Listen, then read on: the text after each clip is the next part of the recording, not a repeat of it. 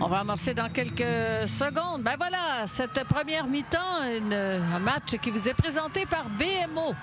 Alors avec un premier ballon qui a été pris par Halifax avec un tir et Lambert qui est tout de suite mise à l'épreuve dès le départ du match.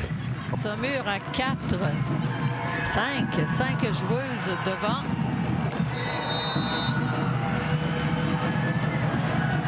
On va passer au-dessus. On a voulu contourner par le haut, passer au-dessus du mur. C'est allé un peu trop haut et se sont trouvés ce qui pouvait embêter les Roses. Intercepté. Oh, bien intercepté. Et c'est la montée rapide de Paquin qui est allé d'un tir. Par contre, Todd a eu tout le loisir de bien se placer.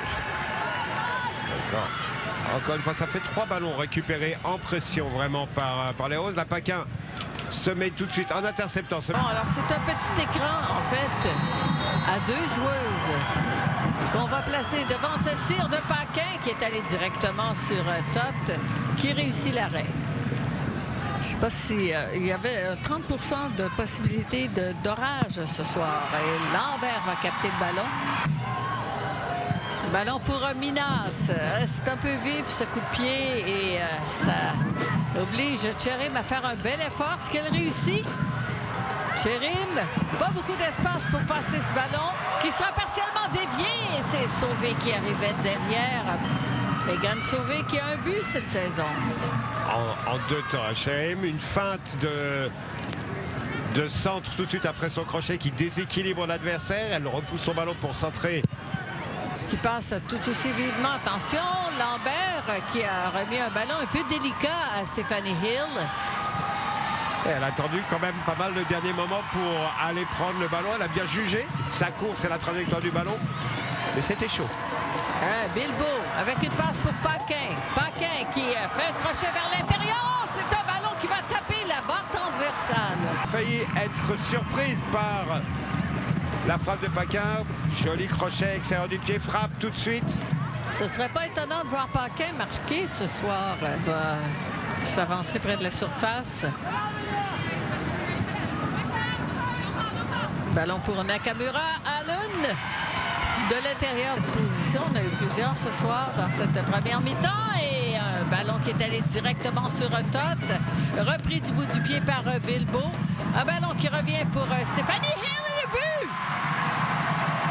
Oh, wow! Hill qui a tenté sa chance avec un petit ballon lobé. Difficile à juger pour la gardienne. Et Stephanie Hill qui marque ainsi son 5e but de la saison. Le coup franc a été joué plus court et force une sortie loin de son but de Todd.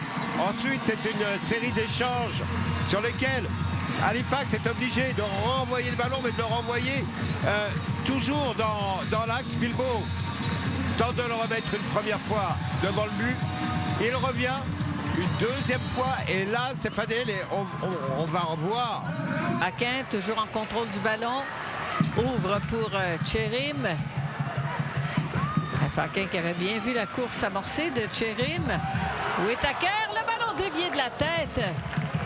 Et ce sera sorti derrière la ligne de fond. De mettre le ballon dans la surface devant le but rapidement. On voit comment Whittaker ne porte pas son ballon. Une touche et tout de suite un ballon centré. Le passe réussi, le nombre de touchés.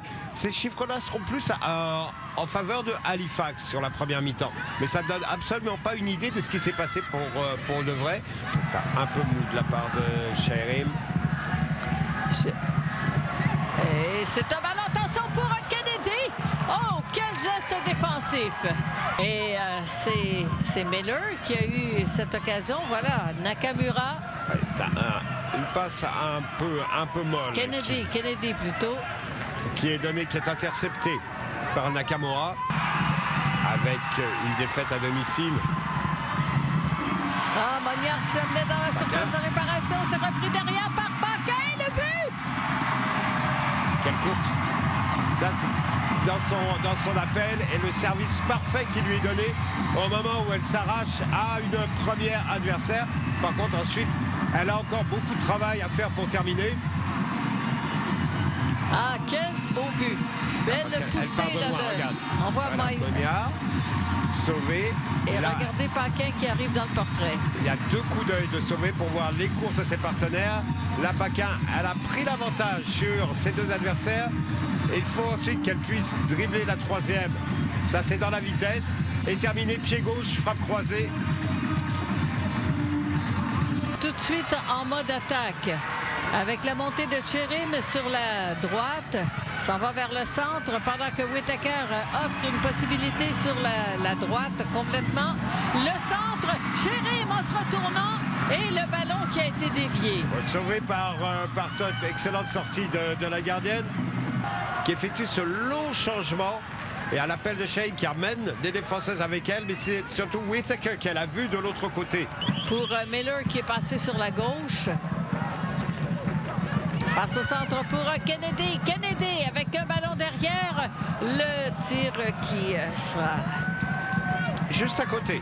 Une des attaques les mieux abouties, c'est-à-dire amener, créer, bien préparé du côté de Halifax avec changement de jeu du côté de Miller. Et voilà le coup de sifflet final de ce match. Les Roses qui l'emportent et qui rejoignent Toronto et Ottawa dans les équipes qualifiées pour les séries d'après-saison sur une très belle victoire bien achevée.